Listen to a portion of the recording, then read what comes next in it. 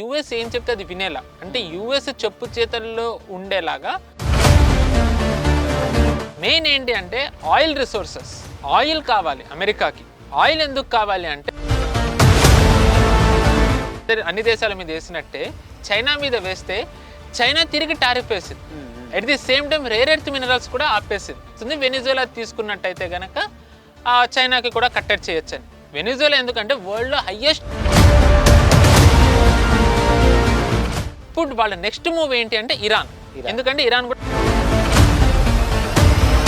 ప్రస్తుతం ఏదైతే రష్యా ఒక బలహీన స్థితిలో ఉంది కాబట్టి చైనా మీద ఆధారపడుతుంది.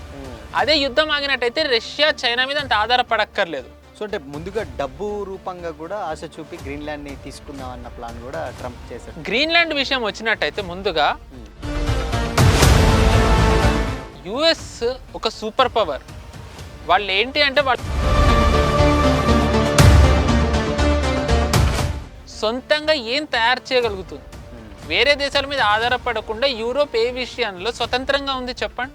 వాళ్ళు ఎవరున్నా సరే యుఎస్ ఇంట్రెస్ట్కి తలొగ్గి పనిచేయాల్సిందే. ఎవరు కూడా యుఎస్ దాన్ని దాటి వెళ్ళలేరు. కొద్ది గొప్ప స్వతంత్రంగా వెళ్ళగలిగేది అలా.